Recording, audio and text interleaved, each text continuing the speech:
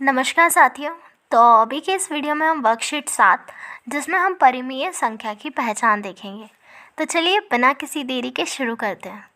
इन्हें कहा है कि वह संख्या जिसे p/q के रूप में व्यक्त किया जा सके जहां p और q पूर्णांक है तथा q 0 के बराबर नहीं है, परिमेय संख्या कहलाती है।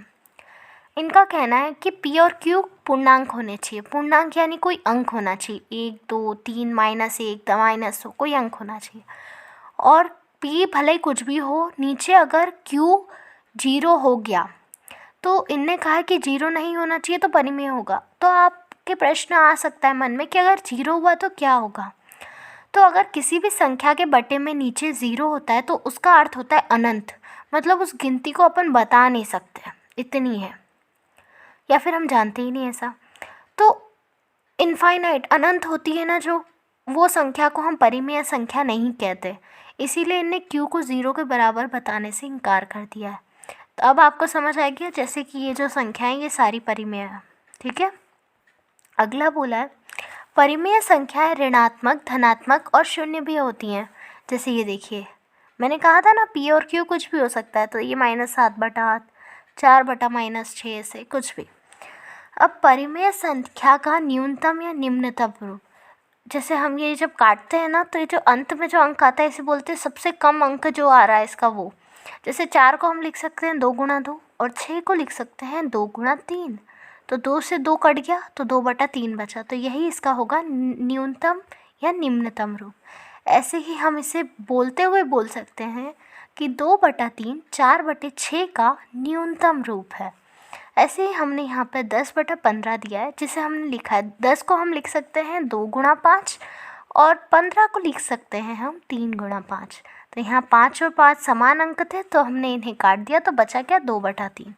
तो इससे हम कह सकते हैं कि 2/3 10/15 का न्यूनतम रूप है। आइए अब इसी प्रकार हम ये जो प्रयास के लिए दिए गए अंक हैं हम वो करते हैं।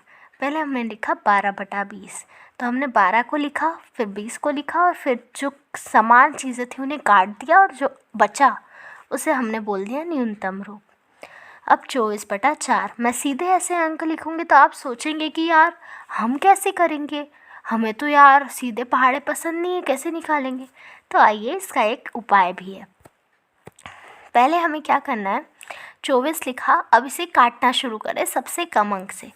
तो 24 को हमने लिखा 2 से, तो 2 एकम 2 और 2 दूनी 4 भाग दिया, तो फिर ये 2 से कट जाएगा तो 2 × 6 12, फिर 2 से कट जाएगा 2 दिया 6। अब 2 से तो नहीं कर सकते तो अंक अपन ने कौन सा लिया अगला 3, तो 3 एकम 3। तो यहाँ जो ये अंक है 2 × 2 × 2 × 3, तो यही है यहाँ जो हमने लिखा। फिर ये हमने 30 का भी वैसे ही किया, 2 15 हो गया, वो 2 1 15, फिर 3 पंजे 15, 5 को भाग दिया 1, तो इससे आ गया 2 × 3 × 5। फिर 2 से 2 कट गया, 3 से 3 कट गया, जो बचा इसका उत्तर हो गया 2 दूनी 4 और 5। ठीक है, 4/5। 6/18 भी ठीक वैसे ही है, देखिए 2 को 6 से भाग दिया 3, 3 का 1, 2 नमक की 18, फिर 3 तिया 9 और ये 3। ठीक है, तो हमने यहाँ 2 से 2 कट गया, 3 से 3 कट गया, बचा क्या 1/3। यहाँ कुछ नहीं बचा ऊपर, यानी क्या बचा है 1 बचा है। -12/20, तो माइनस को अभी हम थोड़ी देर बाहर रख लेते हैं, बाकी इन्हें करते हैं। 12 2 × 12, 2 तिया 6 और 3 का 1 कट गया, फिर 2 से 10 बार जाएगा, 2 पंजे 10 और फिर 5 का ये। तो हमने यहाँ लिख लिया, जो हमने यहाँ जो अंक है उनको गुणा करके 2 से 2 कट गया, 2 से 2 कट गया, बचा क्या -3/5। जो माइनस हमने बाहर लिखा था उसे हम अंदर ले गए। अगला देखते हैं हम, निम्नलिखित के समतुल्य 2 परिमेय संख्या लिखिए। यहाँ पर जिस तरीके से हमने ऐसा बताया था कि 2/3 4/6 का न्यूनतम रूप है, सबसे कम अंक है, तो यहाँ भी 2/3 आया है आखिरी में, यानी कि 2/3 को हम बड़ा करके बोल सकते हैं कि वो 4/6 के बराबर है। हाँ, मैं सही कह रही हूँ। और 2/3 को हम ऐसे भी बोल सकते हैं कि ये 10/15 के बराबर है, इसमें कोई दो मत नहीं है। तो आप यहाँ जो हम करने वाले हैं वो भी हम ऐसे ही करेंगे। हम 2/3 वहाँ हम बड़ी संख्या से न्यूनतम रूप में आए, हम यहाँ न्यूनतम से बाकी किसी संख्याओं की तरफ चलेंगे। तो यहाँ हम क्या करेंगे, अंश और हर दोनों में हम किसी एक संख्या का गुणा ही कर सकते हैं, तभी हम उसे बराबर कहेंगे। तो हम यहाँ गुणा करेंगे 2 से और 3 से और एक नया अंक निकालेंगे। जैसे हमें उदाहरण के लिए पहला दिया है 2 गुणा 3 को 2 और 2 से गुणा किया है, तो 2 का 2 पे ऊपर गुणा किया तो 4 और 3 दूना 6, और 2/3 को हमने 3 से गुणा किया तो 3 दूनी 6 और 3 तिया 9।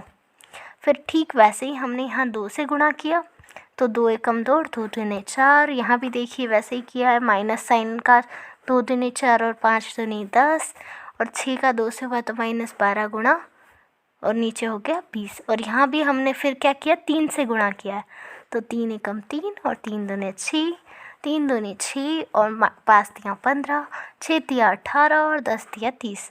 तो चिन्ह तो आपको आते ही है लगाना। बस यहाँ हमने जैसा वहाँ पहले बड़े से छोटे पे गए थे, यहाँ हम छोटे से बड़े पे गए। और ये अंक यहाँ ख़त्म नहीं होते हैं, आप और भी अंक ले सकते हैं। खैर यहाँ पर 2 और 3 करके हमने लिए हैं, बाकी आप 4 का गुणा कर सकते हैं, ऊपर नीचे 5 का कर सकते हैं, जिनका चाहे उनका कर सकते हैं। तो उस तरीके से वो परिमेय संख्या बन जाती है। मुझे उम्मीद है आपको समझ आया होगा, पसंद आया होगा। बस पढ़ाई करते रहें, मिलते हैं अगली वीडियो में, तब तक के लिए ओके बाय।